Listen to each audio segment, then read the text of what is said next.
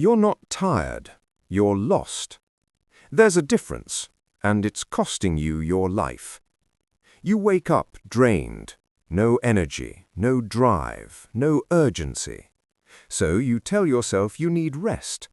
But more sleep doesn't fix it, because the problem isn't your body, it's your direction. Right now you're moving without purpose, no clear target, no reason to push. So everything feels heavy, even small tasks. You scroll, you delay, you avoid. Not because you're exhausted, but because nothing feels worth the effort. And that's dangerous. Because when your life has no direction, you start chasing comfort. You look for easy distractions to fill the gap. Short videos, endless scrolling, empty habits. They don't give you energy, they drain what little you have left. So now you feel even more tired, even more stuck. This is the cycle you're trapped in.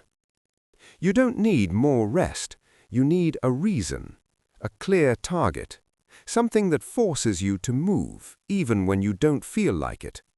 Because when your direction is strong, your energy follows. You wake up with purpose, you act with intention, you stop wasting time on things that don't matter.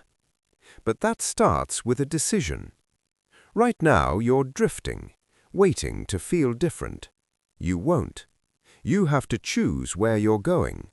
Pick one goal, one path, one direction, and commit. Not when it's easy, not when you feel ready. Now.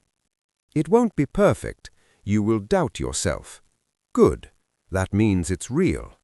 Because clarity doesn't come from thinking, it comes from action. You move, then adjust. You start, then improve. But you don't stay still, because staying still is what's making you feel tired. So stop lying to yourself. You're not exhausted, you're unfocused. And the longer you avoid that truth, the longer you stay stuck.